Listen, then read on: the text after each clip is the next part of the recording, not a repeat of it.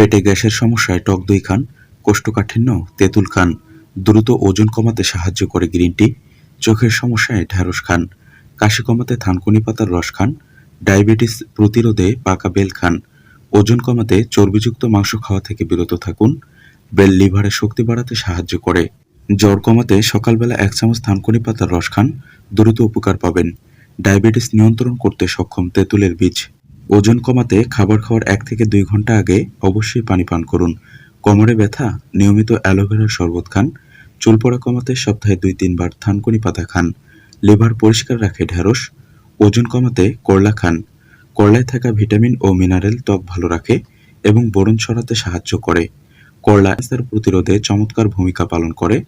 Asthma আক্রান্ত রোগীদের জন্য ঢ্যাঁড়স খাবার পরামর্শ দিয়ে থাকেন চিকিৎসকরা। বেল আপনার ব্যবসা নিয়ন্ত্রণে রাখবে।